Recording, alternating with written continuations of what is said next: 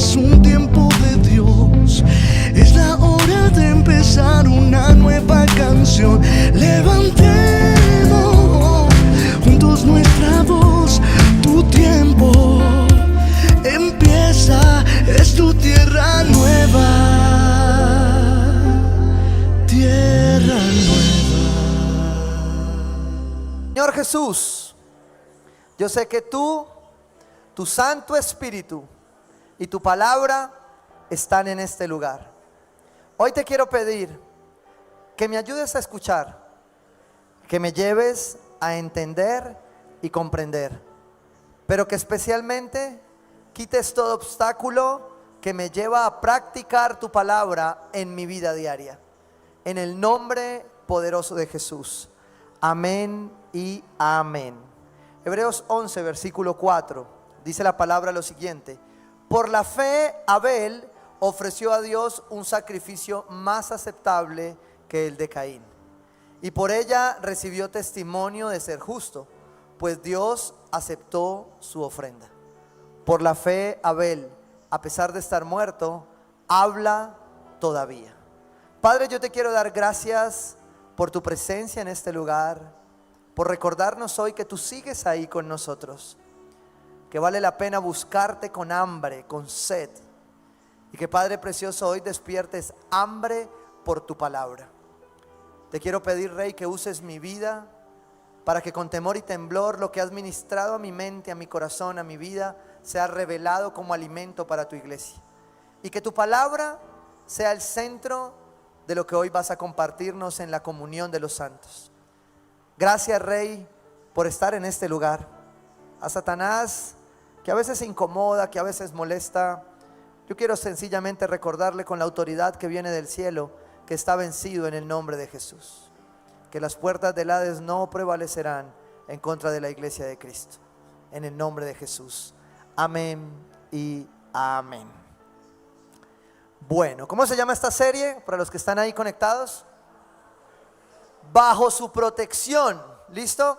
Bueno, y quiero primero felicitarlos, volvieron. Yo pensé que muchos no iban a volver después de la prédica hace 8 días, estaba muy preocupado, ¿sí?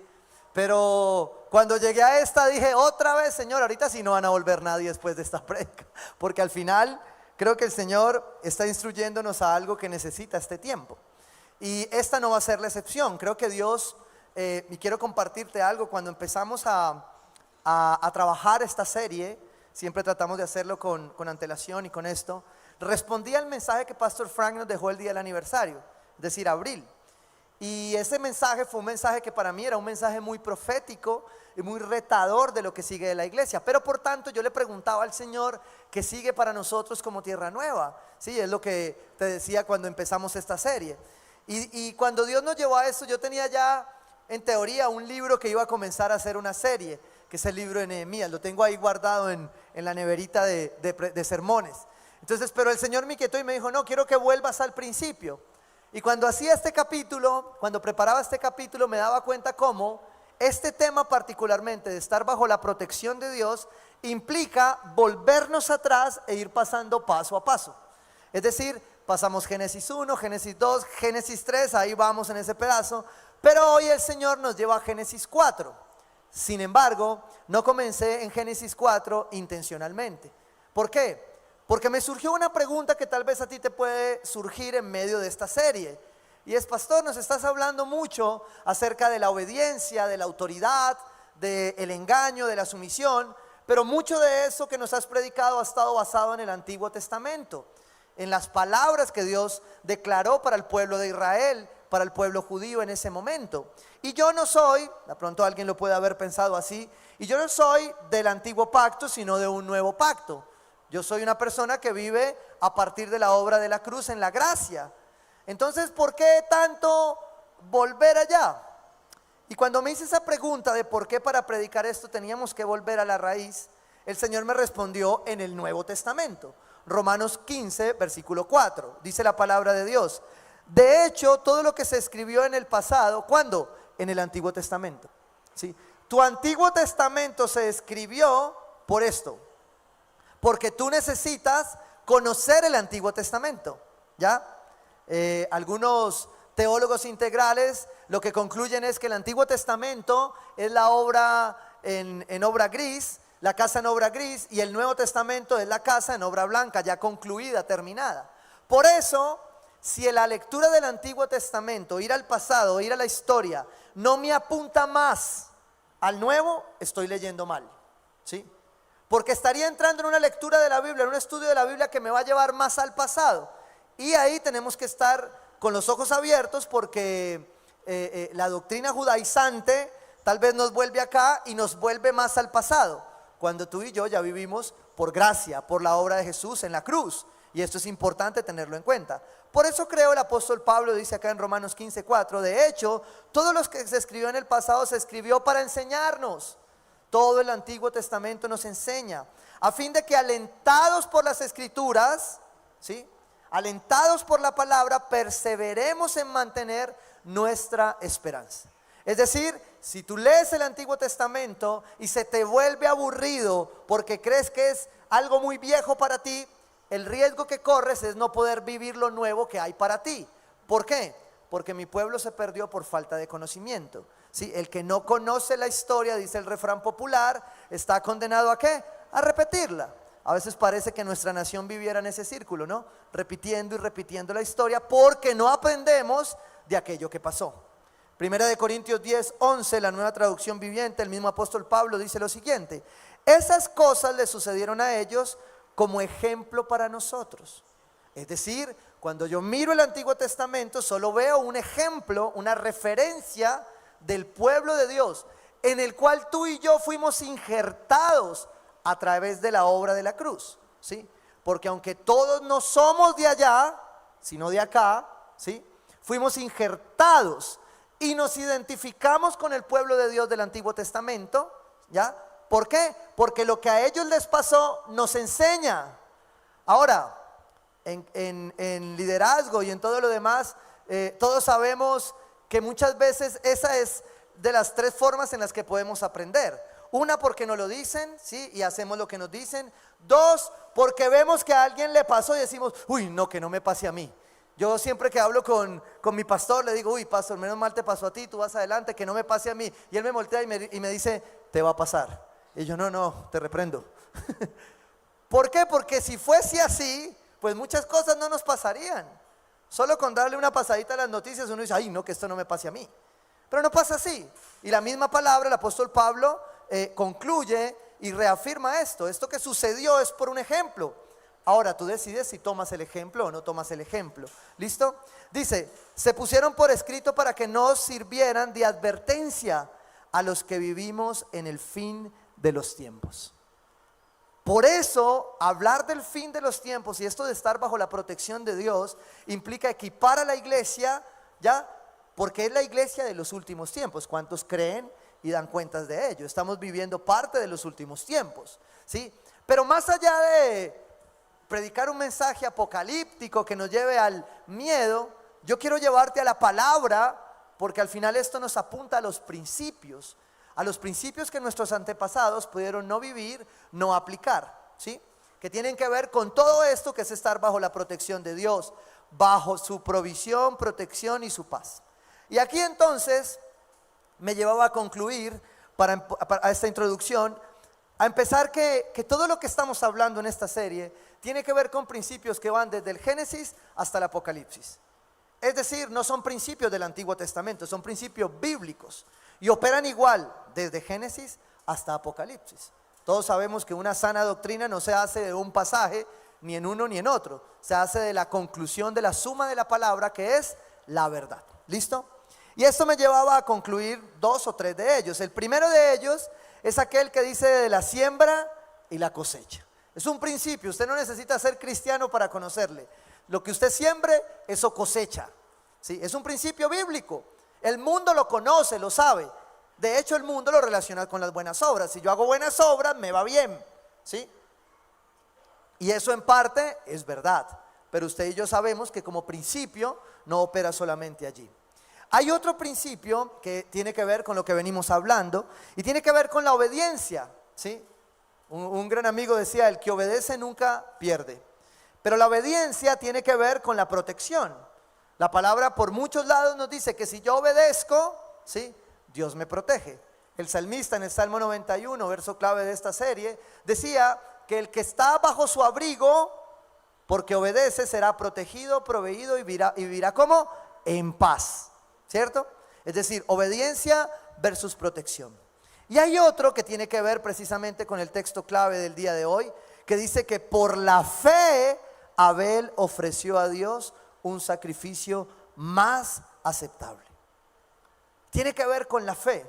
¿Y cuál es el principio o la causa-consecuencia que produce la fe? La fe es igual a obediencia. Si tú tienes fe, tú vives en obediencia. Si tú obedeces, es porque tienes fe. Es decir, los dos son complementarios, son un principio. No puedes decir que tienes fe si no obedeces. Es decir, venir a la iglesia es una herramienta, te ayuda, sirve, es parte del propósito de tener la fe, pero no ratifica que tú tengas fe. Es una parte de ello, ¿sí? Voy a ponerte otro ejemplo, más complicado aún. Que ahí fue donde yo dije, Señor, pero ya les dije que si no oraban, que no vinieran, ahorita me va a poner también esto.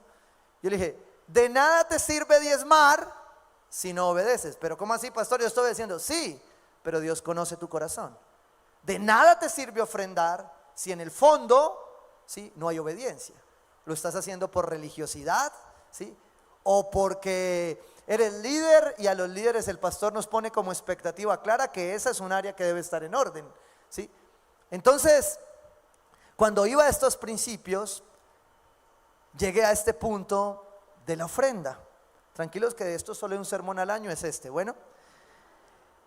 Y ahí fui al personaje del que estábamos hablando en Hebreos. La palabra dice que de Abel, aunque está muerto, se habla. Aunque es del Antiguo Testamento, es una referencia bíblica del Nuevo, de la gracia. ¿Por qué? Dice la palabra en Hebreos, porque ofreció a Dios un sacrificio más aceptable que el de Caín. Y por ella recibió testimonio de ser justo, pues Dios aceptó su ofrenda. Y ahora entonces me devuelvo a Génesis. Génesis 4, versículo 3. Ya pasamos 1, 2, 3. Vámonos al 4.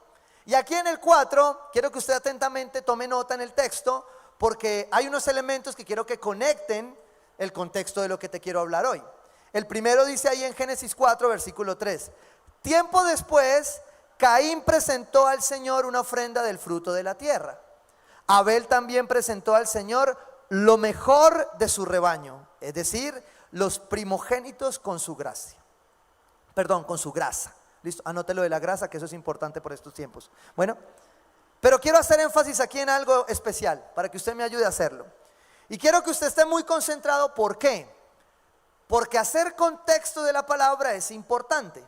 Pero usted y yo sabemos que hay cosas que el texto no dicen. Y usted tiene que aprender a leer la Biblia entendiendo qué dice el texto y cuáles son las conclusiones del texto. ¿Por qué? Porque yo me puedo equivocar en una conclusión, pero no en el texto. El texto dice lo que el texto dice, punto. ¿Sí? El principio hermenéutico es que usted lee su Biblia y tiene su Biblia para ratificar que esto que Dios está revelando a través de la autoridad delegada tenga que ver con su vida. Entonces usted dice, pastor, eso sí está en el texto, ahí lo dice. Lo otro puede ser una conclusión. ¿Por qué? Porque creo que la discusión siempre entre Caín y Abel tiene que ver en por qué Dios acepta una y la otra no. La verdad es que el texto no lo dice.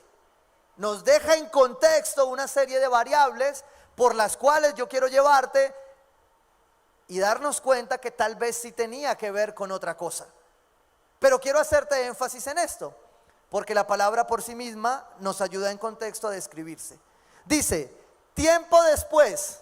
Ahora estamos en Génesis 4, versículo 3, es decir que hay un 2 y hay un 1, ¿sí? Y ya sabemos que Génesis 1 era la creación, que Génesis 2 es la explicación, que Génesis 3 es la caída y que Génesis 4 es tiempo después. ¿Listo? Resumen de la Biblia. Ahora, cuando dice tiempo después, ¿qué pasó en ese tiempo después? ¿Sí? Hubo la caída, Adán y Eva son expulsados y son colocados fuera del Edén, ¿cierto? Y cuando son expulsados, ellos se van. La palabra no lo dice, yo lo infiero. Ellos no dicen que se volvieron musulmanes, budistas, ateos. No, ellos no dicen que se fueron del lado de Dios. La palabra no lo dice. Dice que tiempo después ellos tuvieron relaciones sexuales. Perdón, hay menores de edad, por favor vayan a arroz. ¿Listo? ¿Por qué? Porque tiempo después habían 2 y aparecieron 4. ¿Cómo se producen? Pues porque tuvieron relaciones sexuales. Eso lo infieres en el texto. ¿Sí me entiendes? Eso es lo que dice el texto. Yo quiero llevarte por este camino para que tú me entiendas que lo que te quiero predicar hoy está en el fondo del texto. No lo puedes inferir como una conclusión y ya. No puedes asumir que eso es una doctrina. Lo que tienes que entender es que el texto nos da a entender eso precisamente. Y aquí viene esto importante. Dice que tiempo después, o sea, tuvieron relaciones, tuvieron hijos y esos hijos fueron criados y tiempo después esos hijos aprendieron a trabajar, que creo que es de lo mejor que le puede pasar a uno, ¿sí o no? Que un hijo aprenda a trabajar, ¿cierto? ¿Por qué? Porque era el común en ese momento. Ya habían sido expulsados, esta era una nueva vida caída. De hecho, esos hijos estaban aprendiendo a vivir, aprendiendo a adorar a Dios en el contexto donde ya estaban expulsados. Pero ahí no dice que Adán y Eva se pelearon con Dios y se fueron. Y ahí no dice que Dios los expulsó y les hizo el feo. Dice que Dios los expulsó y los puso en un lugar. Pero dice tiempo después. Tiempo después sucedieron todas estas cosas. Y eso me da a inferir que cuando Caín y Abel llegan a ofrendar, ya habían sido influenciados por la enseñanza de sus padres. ¿Sí? Es decir, ellos ya sabían por qué y qué ofrendar. Ya les habían enseñado a diezmar. Yo me quedo aterrado a veces que aquí los niños llegan a la iglesia infantil a pedir el buzón de diezmos, que de hecho estamos tarde en colocarlo. Porque hay padres que lo enseñan como principio, porque saben el poder que eso tiene. Y uno ve a los niños llegando con la plata, ¿sí? Y haciendo la pregunta, pastor, ¿y si esto es para el Señor, quién se lo lleva? Es que yo voy a dejar mi diezmo, pero tengo esa duda, ¿sí o no? Sí, el niño pregunta, ¿cierto? Entonces hay que responderle esas cosas, ¿cierto? Entonces, ellos ya le enseñaban a Caín y Abel esto. Ahora quiero que entremos en el texto nuevamente. Tiempo después, Caín presentó al Señor una ofrenda del fruto de la tierra. Nota, abra paréntesis. ¿Cómo se tenía que trabajar la tierra poscaída? ¿Qué dice la palabra que fue la consecuencia? Que iba a ser más duro, ¿sí o no? ¿Cómo dirían hoy? Con el sudor de la frente, ¿sí o no? O sea que hasta aquí yo voy a defender al Caín. ¿Por qué Dios no recibe la ofrenda de Caín? Pues es que ya la tierra tenía trabajo. Y dice la palabra que como consecuencia él trabajaba más duro esa tierra. Pero dice la palabra que él ve con agrado la ofrenda de Abel y la de Caín no. Pero no dice que la de Caín es mala. Dice que Caín entregó su ofrenda. El texto no dice más. Dice, presentó al Señor una ofrenda del fruto de la tierra. ¿Sí? Es decir, eran frutos de lo que él había sembrado y cultivado. Yo no le veo ningún problema. Si yo me paro aquí con Dios, yo digo, Señor, la verdad, explíqueme por qué usted es tan mala gente, ¿sí o no? Pero Dios dice que no la acepta. Dice, Abel también presentó al Señor lo mejor de su rebaño, es decir, los primogénitos con su grasa. Y ahí fue donde yo me puse a pensar. Yo dije, esto es complicado, porque esto no es tan como lo hemos visto muchas veces, ¿sí? Hay unos sitios donde uno va a entrar que dicen que se reservan, ¿cómo es que dice? Eso, yo necesitaba bastantes borrachos que me dijeran qué es lo que dice ahí. Se reserva el derecho de admisión, ¿sí o no? Hay sitios donde usted llega y dice se reserva. Yo llegué a ir a más de uno que yo veía que yo entraba, estaba en la fila. Gracias a Dios nunca me sacaron, pero habían unos que devolvían. Yo decía, no, yo con ese no entro. Y yo decía, ay, según esto en el tema de las ofrendas, Dios se reserva el derecho de admisión. ¿Cómo así? Y no era pues que Dios lo recibe a uno tal como es. Pues lo que dice la palabra es que no. Lo que dice la palabra es que Dios también ve tu corazón. Y al respecto de la ofrenda, más. Ay, no, pues que lo que le interesaba era el diezmo. No. Dios se reserva recibírtelo o no recibírtelo, valorarlo o no valorarlo. Eso es lo que dice la palabra. ¿Por qué te digo esto? Porque la gracia es un tesoro, es un regalo no puede anular para nosotros el que nosotros por gracia preparemos nuestro corazón para Dios. ¿Me explico? Yo no puedo tomar la gracia a la ligera. Pablo ya nos lo ha venido advirtiendo y nos decía, entonces ¿qué? Por gracia van a empezar a pecar y van a hacer lo que quieren. Por gracia, no señor. Por gracia deberían estar en santidad. Por gracia deberían tener un mejor corazón para dar. Porque nunca se trató de cantidad, sino de ¿qué? Del corazón. Ahora, ¿qué había de diferencia en ellos? Dice la palabra ahí en Génesis 5. Y el Señor miró con agrado a Abel y su ofrenda, pero no miró así a Caín ni a su ofrenda, pero dice que lo miró. Es lo que puedo inferir del texto. Recuérdeme, estoy aquí haciendo una exégesis difícil. ¿Por qué? Y por eso se lo advertía, no se vaya del texto, quédese ahí.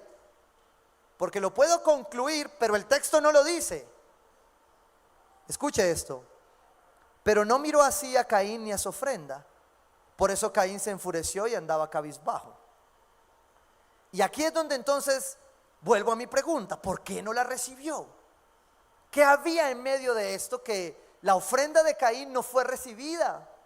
Podemos estar de acuerdo todos en que al final era ofrenda, ¿sí o no? Pastor, pero si yo traigo mi diezmo, ¿cuál es el problema? Yo digo, no, el problema no es mío, el problema es del que se reserva el derecho de admisión, ¿sí o no? ¿Por qué? Porque solo Él conoce tu corazón. Y esto es lo que está pasando acá. Pero uno con ganas de chisme, yo dije, ¿y qué más hay aquí? ¿Por qué? Porque si pudiéramos dudar de que Dios se reserva el derecho de admitir o no tu ofrenda, pues tendríamos que ir al Nuevo Testamento a mirar otra cosa adicional. Por ejemplo, a la luz de Hechos 5, versículo 4 en adelante, vas a ver la historia de Ananías y Zafira. Y dice que fueron un hombre y una mujer, que se pusieron de acuerdo para bajarse una ofrenda, ¿sí o no? ¿Y qué les pasó? Llevaron del bulto por desobedientes. Y mira lo que dice la palabra de Dios. Y un gran temor, versículo 11, Hechos 5:11. Y un gran temor se apoderó de toda la iglesia y de todos los que se enteraron de estos sucesos. Wow. A veces la Biblia nos está mostrando ejemplos para que no nos pasen a nosotros, para que tengamos un parámetro de las consecuencias. Y frente a la obediencia es exactamente igual.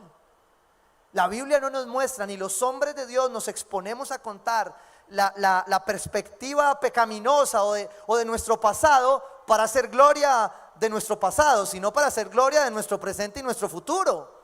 Y demostrar cómo Dios está transformando y va a transformar. Pero no para congraciarme y seguir en el pecado.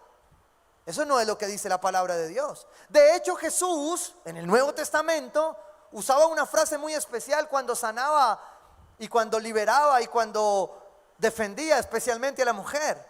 Porque a aquella mujer que iba a ser apedreada le dice, no la juzga, claro, no la juzga, la acepta tal como está.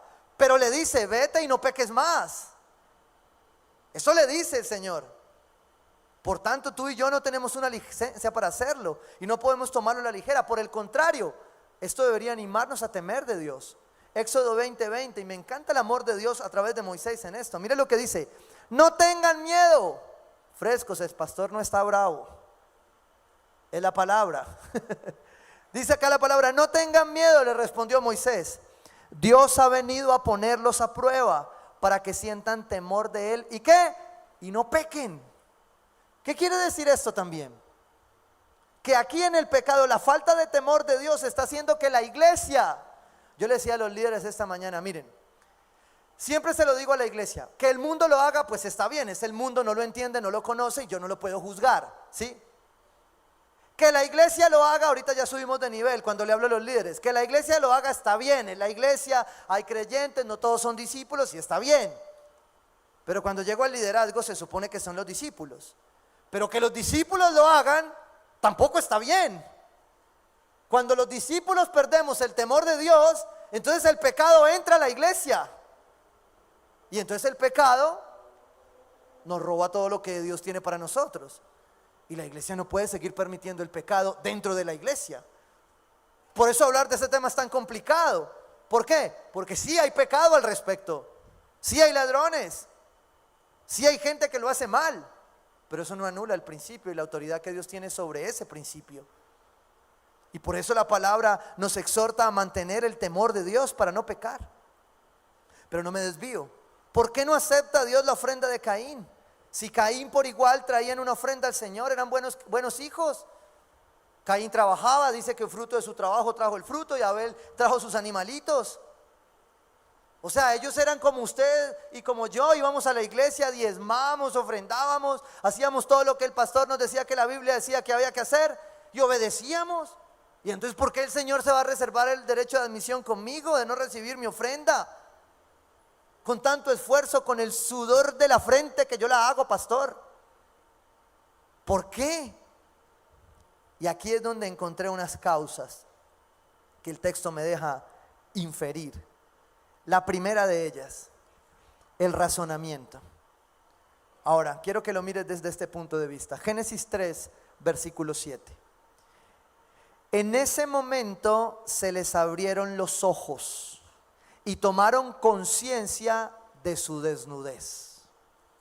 Es decir, cuando el pecado ingresa, la fuente de conocimiento, de conciencia del hombre, del ser humano, cambia.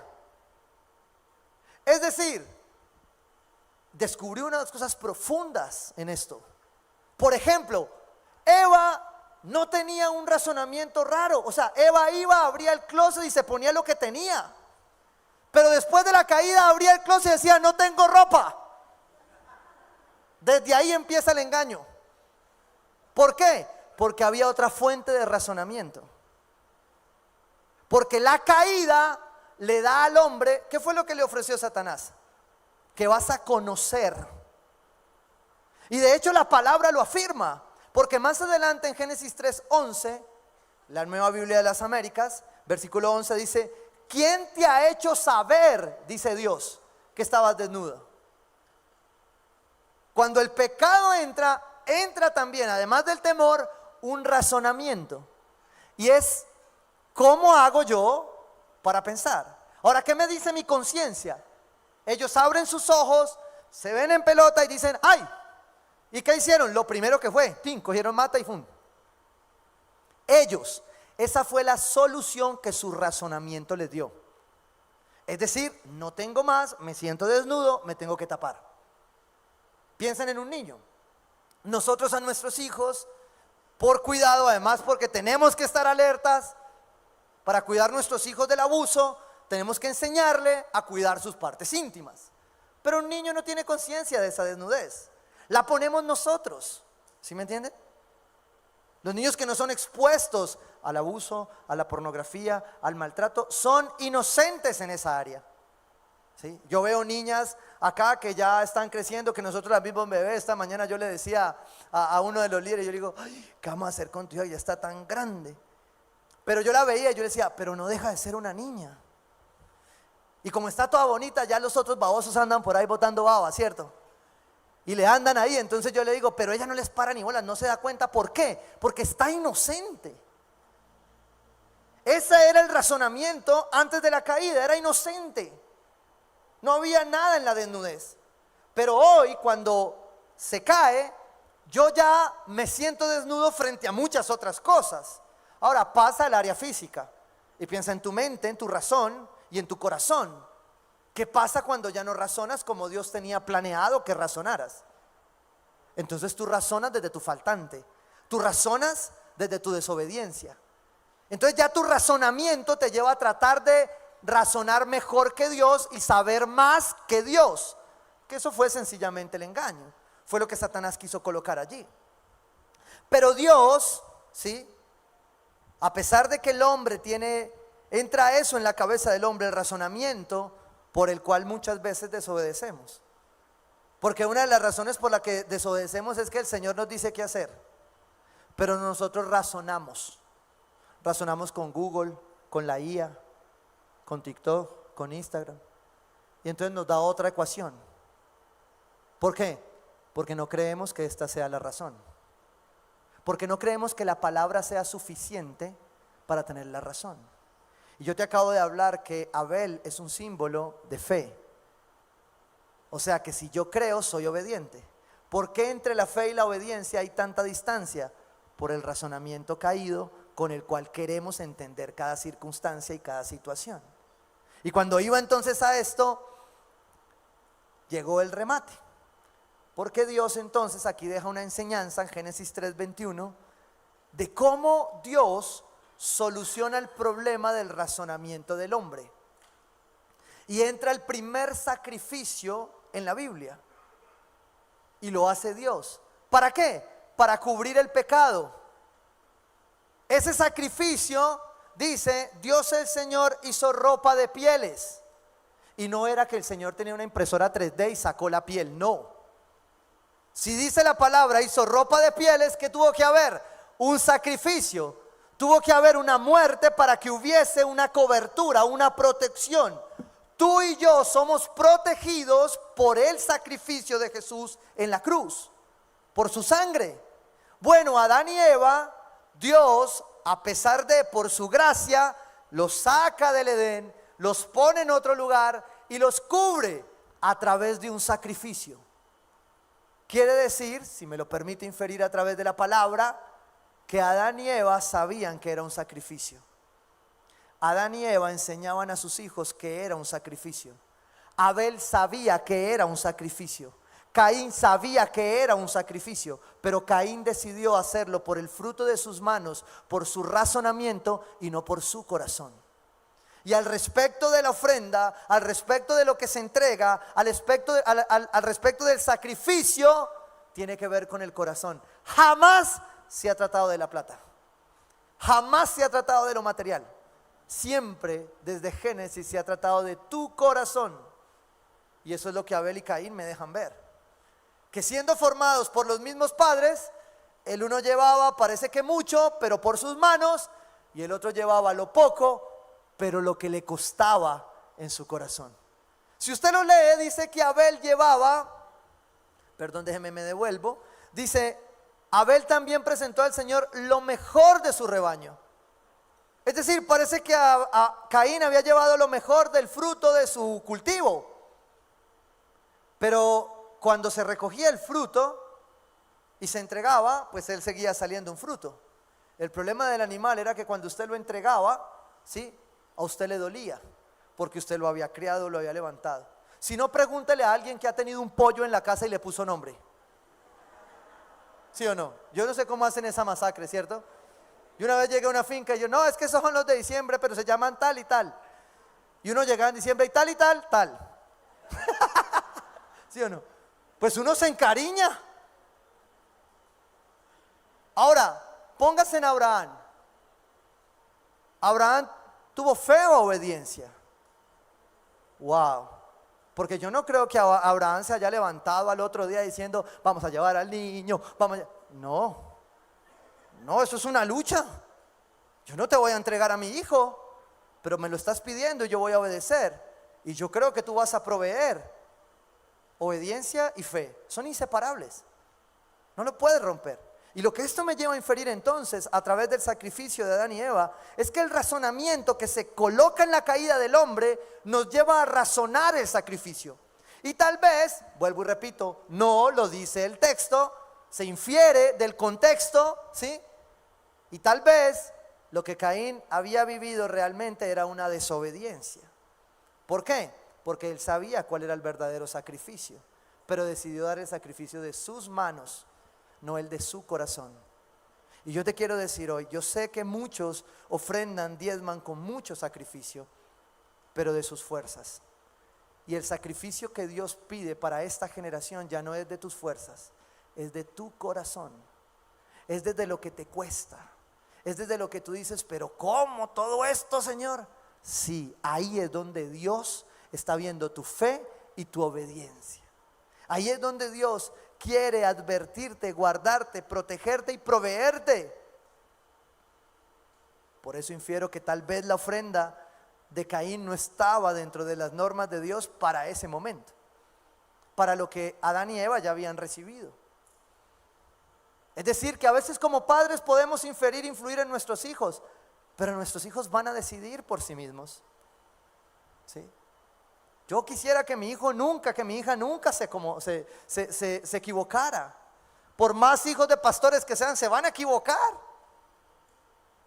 Pero lo único que espero es que ellos puedan entender que la obediencia y el amor a la palabra de Dios los va a proteger, los va a proveer y les va a dar paz. Amén. ¿Y qué me lleva entonces a seguir concluyendo aquí? Lo primero es que el razonamiento fue incluido ahí y el razonamiento es contrario a la obediencia.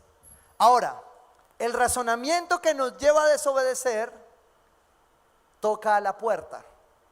Déjeme se lo explico. Génesis 4, versículo 6. Entonces el Señor le dijo: ¿por qué estás tan enojado? ¿Por qué andas cabizbajo? Seguramente tú a esta altura del sermón ya eres Abel o eres Caín, ¿sí? No sé cuál seas. Para los que son Abel, Dios los bendiga. Para los que somos Caín, sigamos hablando. ¿Listo? ¿Qué pasa aquí? Caín se enojó. Se enojó por ello. Pero si tú ves el enojo de Caín, Caín podía seguir peleando con Dios como seguramente tú y yo peleamos con Dios. Pero ¿por qué yo, Señor? Y yo recuerdo en el inframundo que estaba, ¿cierto? ¿Se acuerda del apartamento donde mi esposa me dejó? El chisme sí lo tienen claro, ¿no? Versículo no, pero el chisme sí. Y yo compartí apartamento con unos amigos. Y de pronto yo me convierto. Después de eso, ¿quién no me convierte si me iban a echar? Entonces, yo me convierto, empiezo a seguir al Señor, empiezo a servir, empiezo a ver la mano de Dios sobre mi alma, mi mente, mi corazón, todo. Pero en mi área profesional todavía no daba la vuelta. Y de pronto empiezan a ver las oportunidades porque éramos jóvenes en ese momento y estábamos en nuestra proyección. Y de pronto mi compañero de apartamento, sí, digo compañero de apartamento porque de pronto uno dice vivía con él y eso ya empieza raro, ¿sí o no? No, compañero de apartamento, ¿listo? Compañero, entonces resulta que yo veía que a él le salió otro trabajo y los dos estábamos en la misma línea. Y de pronto en esa línea le sale otro trabajo y le sale un mejor puesto y lo nombran a él y yo igual. No, yo me enojé como Caín. Por eso le digo que yo me identifico con Caín. ¿Por qué? Porque yo me enojé en ese momento. Ahora, por la gracia de Dios, ese enojo fue con Dios. Y mis preguntas fueron con Dios. Y no las dejé razonar en mi cabeza. Porque si no, no estaría contando el cuento. ¿Por qué? Porque yo ¿qué le decía a Dios? ¿Cuál era mi razonamiento? Señor, si yo soy el que te sirve, si yo soy el que va a la iglesia, si yo soy el que va a puntuar los domingos, si yo no falto, ¿por qué lo asciendes a él y no a mí? Si él ni diezma. Yo creo que el Señor me miraba y me decía como, porque sí. Soberanía se llama, pues yo no lo entendía en ese momento, ¿sí o no? Pero yo peleaba ahí. Y de pronto en esa pelea, cuando yo me enojé, Dios me llevó a comprenderlo, a quitar mi razonamiento y a colocar el suyo para comprender sus tiempos. Porque hay un momento en tus tiempos donde tú colocas tu razonamiento, y aquí es donde quiero que leas la palabra en Génesis 4, versículo 6. Dice: entonces el Señor le dijo: ¿por qué estás tan enojado? ¿Por qué andas cabizbajo?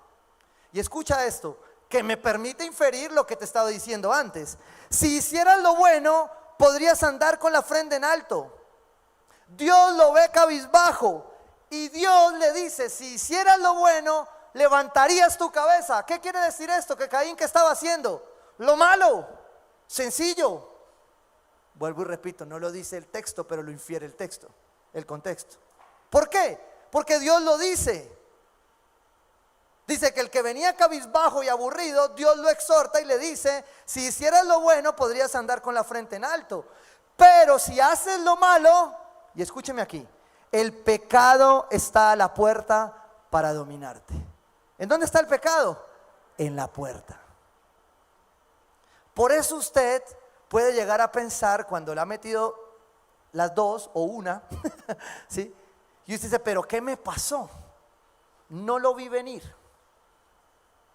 Resulta que el pecado está ahí a la puerta. Y el que toca la puerta y llama es Jesucristo. El diablo no toca y no llama. Él solo espera con paciencia que usted le dé el papayazo. Él solo espera con paciencia que usted empiece a razonar, que usted empiece a decir, pero como dice la alabanza, tengo derecho a ser feliz. ¿Sí o no? Y usted empieza a razonar. Uno de los problemas que tenemos, ¿sí?, en medio de la ciencia moderna, es que te están llevando siempre a pensar que tú tienes derecho y mereces todo, que tú no tienes responsabilidad, que tú no tienes que temer a Dios porque Dios es bueno, que los principios son retrógrados. Y yo esto se lo digo a mis líderes de jóvenes y a los padres. Hacer el trabajo con los jóvenes no puede ser mi trabajo. Yo amo a los jóvenes, estoy dispuesto a todo por los jóvenes, pero de nada me sirve a mí hablarte a ti todo lo que te estoy hablando, que los jóvenes hagan todo lo que están haciendo con los jóvenes y que lleguen a su casa y tú le digas otra cosa. Si yo te digo aquí que la Biblia dice que el sexo antes del matrimonio es pecado, es pecado. Si tú como papá en tu casa tienes otro criterio, es tu criterio y es del diablo. Y el que se va a perder es tu hijo. O nos ponemos de acuerdo o el diablo que está a la puerta se roba a nuestros hijos. ¿Cómo lo hacemos? ¿A la manera de Dios o a la manera del que está a la puerta? Porque o la iglesia expulsa y cierra la puerta al pecado, o la iglesia sigue siendo una hipocresía. ¿Cómo lo hacemos? Con razonamientos. Yo creo que Dios nos permite construir una iglesia moderna. Yo no hago sino pensar, ay, ¿cómo hago esto para los chicos? ¿Cómo hacemos esto? ¿Cómo hacemos lo otro? Yo veía ese león de hoy y yo, uy, ¿cómo mejoró el león, sí o no? Porque nos gusta ser contemporáneos. Pero jamás me voy a prestar para que los jóvenes de esta iglesia contemporicen con el pecado. Una vez mi hija me acordé gloria a Dios. Me acordé de un video ayer que decía, yo soy hija de pastor y mi papá pone los ejemplos en el altar. Y yo, sí, le toca. Una vez mi hija estaba en su preadolescencia, adolescencia. Bueno, ya no sé qué fenómeno era ese. Pero mi hija me dijo, estoy cansada de ser la rara. Estoy cansada de que todas hacen lo que les da la gana y yo no puedo. Y yo dije, y no puede. No podía nada más. Y entonces su mamá me dijo, es que ella le tiene miedo. Yo le dije, no, ella no me tiene miedo. Lo que pasa es que ella sabe que yo no le puedo responder otra cosa diferente a lo que esta Biblia dice. Porque sería un hipócrita si llevo toda la vida predicándole a los jóvenes que se guarden para el matrimonio y a mi hija le digo otra. No funciona así. ¿Sabes por qué funciona así para el diablo? Porque él está a la puerta acechando. El pecado está a la puerta esperando que tú le des papaya. Por falta de firmeza, por falta de carácter, por decir no cuando es no y sí cuando es sí. Eso es lo que dice la palabra acá. Que tus razonamientos te van a llevar a seguir creyendo que todos tienen la razón menos la palabra. Una vez me encontré un libro de ciencia, me gusta mucho complementar la ciencia. Creo que la fe y la ciencia no tienen pelea. Creo que los hombres enredamos la ciencia y la fe. Y una vez llegué a un libro buenísimo, yo trabajo mucho ese tema con parejas, con todo. Y cuando llegué al final, una de estas psicólogas hermosas decía, pero eso es la Biblia es un libro muy antiguo. Y yo le dije, gracias mamita, chao, pum, se cerró y se botó. ¿Por qué? Porque claro que creo que Dios creó todo. Pero si eso tiene una diferencia con la palabra de Dios, no lo voy a permitir. ¿Por qué? Porque está primero la palabra por encima de todo. ¿En dónde están tus razonamientos hoy? ¿Vas a seguir razonando tu pecado o vas a dejar de pecar? Porque la iglesia necesita santidad. No le abras la puerta al pecado. No abras la puerta si escucha que se está abriendo, a menos que sepas que es Jesucristo quien la está tocando. El razonamiento es el mayor enemigo entre la fe y la obediencia. ¿Sabes qué pasó con este sermón? Que Dios me llevó a corregir algo que yo siempre he dicho. Y yo siempre creía que era un dicho mío, primera de Germán 1:1, ¿sí o no? Y que eso pues pegaba, ¿sí o no? Uno siempre, yo veo predicadores peleando por de quién era la frase. Yo digo, pues si todas vienen de él y van para él, entonces ¿por qué pelean? Si al final todo viene de Dios y es de Dios. Si yo tengo otro predicador, si tú sales hoy, ay, el pastor le copió la predica al Dante. No alcanzo a oírlo. Pero el Espíritu Santo sí nos escucha. Y por eso se parecen, porque es el mismo Espíritu Santo, es la misma Biblia, ¿sí? Y cuando llegaba acá, entonces yo decía, yo siempre dije que yo no tenía el don de la fe, que yo lo que era obediente. Y haciendo esta prédica dije, qué bruto, pastor, ¿sí o no? Porque es imposible decir que eres obediente si no tienes fe. Y es imposible decir que tienes fe y no obedeces. No, yo soy el de la mayor fe. Santiago confronta mucho este ejemplo en su carta. Pero no quiero cerrarme con esto antes de pasar ahí al final. Caín fue permitiendo que su corazón razonara. Esta ofrenda es buena. Él lleva un cabrito, yo llevo 2 fruticas. Yo ofrendo más que él, o sea que yo tengo más vara, ¿sí? Yo tengo anillo, él no. Que lo entendió, lo entendió. Fue permitiendo que su corazón desfigurara la autoridad de la palabra de Dios. Y eso es lo que muchos hacen hoy, reducir la imagen, la autoridad de Dios a sus billeteras, a una estampita. Reducen el poder de Dios a una imagen. Reducen el poder de Dios a la creación que han hecho de Dios, a sus miedos, a sus temores, a su imagen. Llenos de razonamientos, se convierten en irreverentes, sin darse cuenta que quieren creer y superar a Dios, solo abriendo esa pequeña puerta del pecado. Y sabes algo, no necesitas dejar de ser cristiano para hacerlo. Puedes seguir siéndolo y dejando la puerta abierta. ¿Sabes a dónde lleva esto? A la muerte. Génesis 4, versículo 9. Dios encuentra a Caín. Dios ya sabía. El Señor pregunta a Caín, ¿dónde está tu hermano Abel? Y por eso te digo que muchos quisiéramos ser Caín. Porque hay muchos hermanos que uno sabe el mandamiento, pero uno quisiera ayudarle a Dios. Uno quisiera decirle, Señor, ¿y si yo te ayudo y te lo anticipo?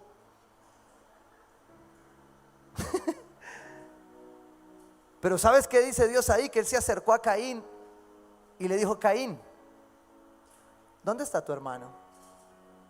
¿Dónde está el que te encargué? Porque tú eres el mayor y el mayor cubre al menor. ¿Dónde está tu hermano? Porque yo sé que estabas enojado y cabizbajo. Y te dije que no abrieras la puerta a tu razonamiento. Mire, para pedir perdón no hay que razonar. Para entregar perdón no hay que razonar. Hay que perdonar y punto. Porque si usted lo razona, nadie lo merece. Es más, ninguno de nosotros lo merecería. El razonamiento es el centro entre la fe y la obediencia. Tú decides, porque no te estoy diciendo que te quites tu mente y que no medites, pienses en la palabra de Dios. Tú decides si este es el centro de tu razonamiento o es tu carne. Tú lo decides hoy. Al fin y al cabo todo se trata de obediencia. Mira, traje por acá una ilustración de esas profundas que Dios me revela. ¿Saben qué es esto? ¿Alguno hizo de esto? Si no, hace sanidad interior el miércoles, bueno, martes. Esto es un avión. Dice la ley de la gravedad que si yo tiro este avión, ¿qué pasa? Se cae. Pero su diseño, ¿sí? Su ergonomía hace que pueda volar un poco, ¿sí? Es decir, voy a poner un ejemplo. Vamos a ver a quién le cae. Ese es el que está en pecado. Bueno, ustedes solo vean, mentira, no. A ver, ¿para qué lado lo tiro? ¿Para qué lado lo tiro? Mentira, no. Póngale cuidado. Ay, véala, ella fue, mentira, no. Es que coja la promesa, Dios le quería hablar. Espera que de pronto por acá también sale. Este voló, bueno, el del primer servicio, pues se cayó. Tenía más pecado aquí. Pero yo quiero que usted me lo entienda. Miren, el que hace, él se eleva y hace una resistencia. En física es la ley de la gravedad versus la ley del levantamiento, o una ley, que se me olvida el nombre del personaje, es como italiano, bueno, se me olvida. Pero el científico que hace el postulado, lo que hace es explicar lo que pasa con los aviones. ¿Sí? Seguramente usted, como yo, se ha subido a un avión y dice, ole, ¿cómo esto se sostiene en el aire? ¿Sí o no? ¿Sabe por qué se sostiene en el aire? Por fe. ¿Sí? Porque nadie razona en un avión. Nadie coge y entra a la puerta, señor, ¿y usted sí sabe manejar eso? Señor, ¿y usted cuántos aviones se le han caído? No, uno se sube y... ¿Sí o no? Ahí no hay nada más que hacer, se llama fe. Es ciencia, es física. Es una ley que dice que ante la fuerza de la gravedad se ejerce otra fuerza. Las alitas de ese avión, en el avión grande, no en pero este me sirvió de ejemplo, logran resistir la fuerza de la gravedad y hacen que con el viento vuele, ¿sí? Vuele. Ese ejemplo, cuando yo lo pensaba así, lo veía así, es exactamente el mismo ejemplo del que está a la puerta. Es una fuerza, es una ley. Pablo dice que no sabe cómo, porque no lo quiere, pero termina allí. No sabe por qué piensa esto, pero termina pensando eso. Porque usted podría pensarlo, como hemos venido hablando, que yo estoy hablándole de pecado sexual, de fornicación, de adulterio. No, yo no te estoy hablando de eso. Hoy pecamos de otras maneras, más sofisticadas, más políticamente correctas. De ese pecado es el que yo te estoy hablando. Romanos 8, 1, 2 dice, por lo tanto, ya no hay ninguna condenación para los que están en Cristo Jesús. Si alguien se sintió regañado, diga amén. ¿Por qué? Porque ya no hay condenación, gracias a Dios, la gracia infinita de Dios. Tú y yo no tenemos condenación. Aunque somos incapaces de sostenernos en el aire, su fuerza nos sostiene. Pero lo que sí tienes que reconocer entonces con temor de Dios es que a la puerta hay una fuerza que quiere llevarte al pecado, que quiere llevarte a la muerte. Caín entró paso a paso en sus razonamientos al pecado, a lo que él merecía, a lo que él creía. Pero la palabra dice el apóstol Pablo que ya no hay ninguna condenación para los que están en Cristo Jesús. ¿Hay alguien aquí en Cristo Jesús? Amén. Usted es un avión como yo, que a veces se le apaga el motor. ¿Y sabe quién nos sostiene la verdad? Él, su palabra, el poder del Espíritu Santo. Otros, si lo quieren ver así, en esta película muy reconocida, es el poder de la fuerza, hermano. El que lo entendió, lo entendió. ¿Por qué? Porque es una fuerza. Dice, pues por medio de la ley del Espíritu de vida, te ha liberado de la ley del pecado y de la muerte. Porque cuando tú no cierras la puerta, el diablo se mete. Y yo te tengo que recordar hoy que hay momentos donde el diablo se mete y es peor, que era mejor no haber conocido. Porque tú te pusiste en orden, dejaste la puerta media abierta y el diablo cogió y taque. O tú nunca quisiste cerrar la puerta, te arrepentiste, empezaste a recibir a Jesús, empezaste a caminar. Es más, ahora sirves, pero dejaste la puerta desajustada. Cuando pueda, entre. Yo no fui, Señor. Está a la puerta, listo, entre la ley del Espíritu y la ley del pecado. Versículo 12 dice, por tanto, hermanos de Tierra Nueva, tenemos una obligación, pero no es la de vivir conforme a la carne, porque si ustedes viven conforme a ella, morirán. Y como yo no quiero que la iglesia se muera, prefiero crucificar la carne. Por eso el martes, miércoles y jueves vamos a ayunar. Hay líderes acá de la iglesia. A ustedes no hay excepción. Les mando un mensaje. No los estoy maldiciendo, solo Dios me mandó de esa manera. Yo subí ahora y yo, Señor, otra vez esto.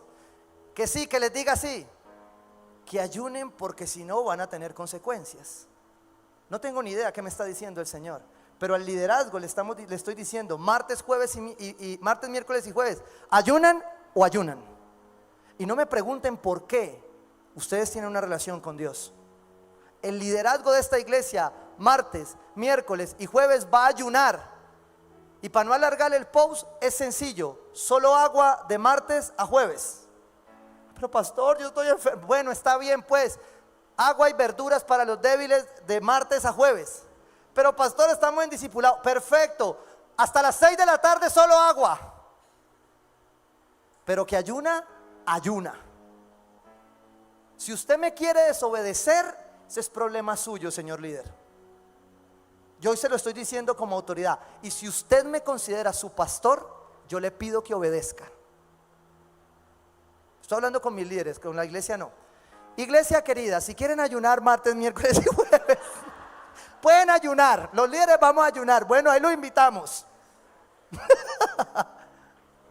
Pablo dice en Gálatas, a ustedes que son espirituales, a ustedes les exijo más. Porque ustedes se levantaron y dijeron, heme aquí, Señor. Y yo no voy a vivir con un liderazgo en pecado. Prefiero morir a la carne a vivir con un liderazgo hipócrita y en pecado. Y vamos a ayunar para santidad. Y vamos a ayunar para que Dios sea el primero en este liderazgo. Y que el liderazgo modele lo que la iglesia tiene que seguir. No estoy bravo, tranquilos, sigamos. Por tanto, hermanos, tenemos una obligación, pero no es la de vivir conforme a la carne, porque si ustedes viven conforme a ella, morirán. Pero si por medio del Espíritu, de la fuerza, dan muerte a los malos hábitos del cuerpo, entonces vivirán. Y no hay forma de darle muerte a los hábitos de la carne sin ayuno. Mire, llega un momento en que usted ora y ora y ora y viene el martes. Mire, el martes vamos a orar a las 6 de la mañana. Si quiere conectarse en el ayuno, viene el martes a orar a la iglesia, ¿sí? Hay discipulados de Libertad en Cristo y emocionalmente sano, paz financiera. Martes, miércoles, el jueves tenemos el devocional a las 6 de la mañana, se levanta y se conecta, ¿sí? Pero hay cosas, como bien agregado está en la Reina Valera 60, que necesitan oración y ayuno. Porque sin ayuno no hay forma de ganar esta guerra. Sin ayuno el poder de la fuerza usted no lo siente. Usted dice, pero pastor, es que yo lo intento pero no puedo. Ayune. Empiece ahora en ayuno, pero ayuno de verdad. Ya no ayuno de prueba, ayuno. Que sus disciplinas espirituales empiecen a ver reflejado el poder de la fuerza de Dios. Hay parejas que están tomando decisiones, ayunen. No hay consejería de martes a jueves, voy a ayunar consejería. Tomen la decisión con Dios, Dios les va a hablar. Ustedes saben los principios. Estos días tenía unos pastores amigos queridos y estábamos hablando. Y entonces él llegó y me dijo, no, yo me voy. Y yo solo veía que ella lo miraba. Y yo solo entraba y preguntaba, yo decía, voy a hacer lo mismo que hace mi pastor conmigo. Señora, ¿y usted qué piensa? No, pues es que yo creo que no podemos. Y entonces él la mira, ¿pero cómo así? Y me dijo, no, es que tú no me has preguntado. ¿Por qué? Porque en el poder del acuerdo, el Espíritu Santo cubre, da protección, da provisión y da paz. Señora, se quiere cubrir, no tome decisiones por fuera de su esposo. Ay, es que no me di cuenta, dejé la puerta abierta. Pues ya le advertí hoy que no la siga dejando abierta porque va a traer muerte a su casa. Y señores, yo sé que usted es la autoridad, que el que manda en la casa es usted, pero no tome decisiones sin preguntarle a su esposa, que va a tener problemas. A menos que en ese ayuno usted salga como Daniel y le diga, mira lo que me dijo el Señor. Y su esposa le dice, aleluya, amén, ungido. ¿Qué hacemos? Porque si los hombres entráramos a la presencia de Dios de esa manera, pues creo que no habría esposa que se negara. Porque uno saldría en el espíritu, no en la carne. Pero no lo estamos haciendo de esa manera. Por eso necesitamos ayunar. Y cierro con este regalo. Malaquías 3:10. Yo le dije al principio que solo es un sermón de estos al año. pero tiene todo que ver con este sermón. Dice, traigan íntegro el diezmo a la tesorería del templo. Así habrá alimento en mi casa. Pruébenme en esto, dice el Señor de los ejércitos, y vean si no abro las compuertas del cielo y derramo sobre ustedes bendición hasta que sobreabunde. ¡Wow! Ustedes se dan cuenta, cuando yo veía esto, ¿sabe cuál es el razonamiento que el mundo nos pone? Que nuestro corazón nos pone, el razonamiento de Caín. Ay, no, pastor, eso del diezmo es del Antiguo Testamento. Yo le digo, podemos estar de acuerdo, pero el Nuevo lo ratifica. Pero el Nuevo habla también de él. Y el Nuevo lo deja, Mateo 23, 23. El Nuevo lo deja en el punto exacto. ¿Según qué? Tu corazón. Mateo 23, 23. Debían hacerlo uno sin dejar de hacer lo otro. Jesús mismo dice, yo he venido no a anular la ley, sino a darle cumplimiento a la intención de la ley. Yo no sé cuál sea tu razonamiento al respecto, pero lo que yo te estoy diciendo hoy es que hay cosas en tu vida que necesitan de una vez por todas cerrar la puerta y tomar una decisión en tu corazón. La palabra dice, traigan íntegro. Wow, me encanta esta versión de la Biblia, porque dice íntegro, nunca dice de cantidad, dice de tu corazón. Dios sabe en tu corazón cuál es tu cantidad, pero Dios sabe en tu corazón cuál es la cantidad de tu sacrificio, porque yo sé que esta iglesia es una iglesia dadora, diezmadora, ofrendadora, pero yo no te estoy hablando porque no diezmes. Estoy hablando porque si tú diezmas, pero la actitud de tu corazón no es la correcta, es mejor que no diezmes, Señor, lo dije, no quería. ¿Por qué? Porque a Dios no le interesa tu diezmo. Y a mí tampoco, la verdad. Pero si tú no lo sigues haciendo por obediencia, por fe, te vas a seguir perdiendo de lo que Dios quiere hacer. Hay personas que necesitan una sanidad. Y esa sanidad va a llegar por la obediencia y la fe al ponerse en orden con Dios, según tu corazón, con alegría. Quiero leértelo en esta versión, la Nueva Traducción Viviente, que lo hace muy especial. Dice, si lo hacen, dice el Señor de los ejércitos celestiales. Wow, yo te he invitado en toda esta serie a obedecer la palabra de Dios. Pero aquí Dios sella este mandato diciendo, es el Señor de los ejércitos, es el Dios todo proveedor, todopoderoso, todo conocimiento, el Dios que no se divide, el Dios por sobre todas las cosas, el que te dice, si lo haces, vas a ver mi provisión, mi protección y mi paz. No pruebes al pastor, prueba a Dios. Porque lo que Él dice que hace con una obediencia de estas es que derramaré una bendición tan grande que no tendrán suficiente espacio para guardarla. Señor, yo te doy gracias. Yo le pido que cierre sus ojos ahí, porque proféticamente el Espíritu de Dios me muestra este lugar nuevamente. Tú lo prometiste, Señor. Tú dijiste que este lugar no iba a ser suficiente. Yo me humillo hoy ante ti, Señor, para que el pecado de tu iglesia, Dios, hoy tu iglesia cierre esta puerta, y que el pecado sobre esta área, Dios, lleve a muchas casas a ver tu bendición de una manera sobreabundante. Espíritu de Dios, revélate ahora. Te lo clamo, Señor, así como has llegado este momento a mi vida, a mi mente, a mi corazón, a mostrarme tan gráficamente cómo en este lugar no cabremos, Dios, porque tu promesa, tu provisión es más grande que mi desobediencia. Yo no sé en qué estés desobedeciendo. Yo no sé que Dios te esté diciendo hoy, ya no razones más, entrégame eso. Yo no sé qué es, no sé si es un llamado, no sé qué sea, Pero yo te digo con temor y temblor del Espíritu de Dios que está en este lugar. Dios quiere que lo entregues porque tiene algo más grande para ti. Dios quiere que veas su provisión sobreabundantemente. Dios quiere que veas la sanidad de tus hijos, de tu casa, sobreabundantemente. Porque tú hoy cierras la puerta del pecado y obedeces creyendo que Él es suficiente.